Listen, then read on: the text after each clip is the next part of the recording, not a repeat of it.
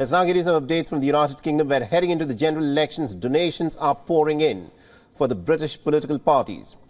The parties have received about $119 million in terms of donations last year, almost double of what they managed to get in 2022.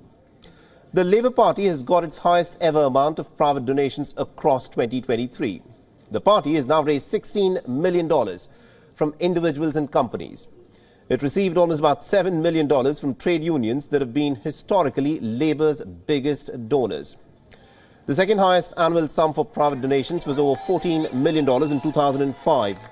And the rise in individual donations coincides with Labour holding a sustained double-digit lead over the ruling Conservatives in opinion polls.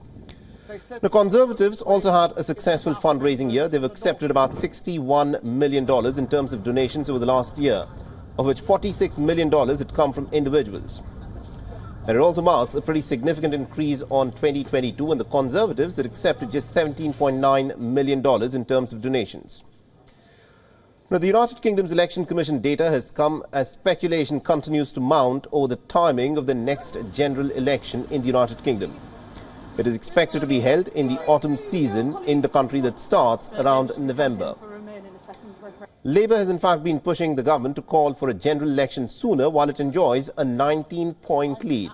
And for that, the government would of course need to dissolve the parliament on the 26th of March so that the election can happen on the 2nd of May, which is the date of the local elections.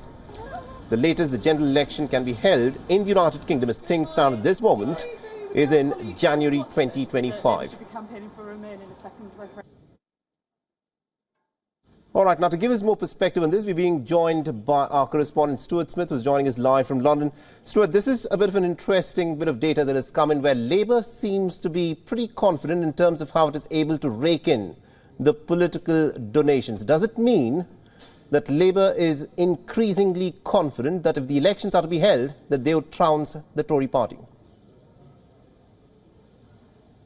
Well, it's a bit of a chicken and egg situation, with any donor making a large sum donation to the Labour Party, which is what this data collects, will be very aware that Labour is looking like it's going to do a much better job than the Conservative Party and is likely to take power in 2024. Well, at the same time, perhaps the funding is allowing Labour to increase their lead. So that kind of chicken and egg situation for the Labour Party. But it's certainly, according to the chairwoman, the best year ever for funding when it comes to the Labour Party. And there's also an interesting change going on as to how the Labour Party is funded in the UK. It's traditionally been the party associated with the trade unions in the UK, the more left-wing party compared to the more right-wing Conservative Party. But over the last 2 decades, the Labour Party has seen a shift from, in 2021, receiving 80% of its donations, party funding, from the trade unions, to around 5 years ago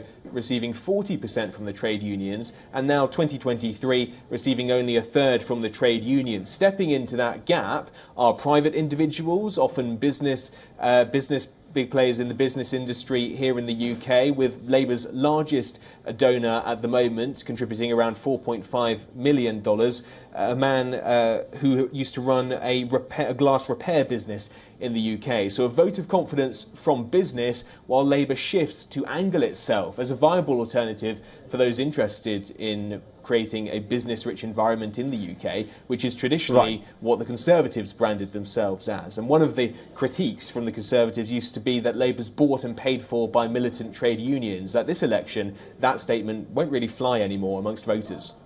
Pretty fascinating there. Thank you very much indeed, Stuart Smith, for joining us and getting us that perspective from London. WION is now available in your country. Download the app now and get all the news on the move.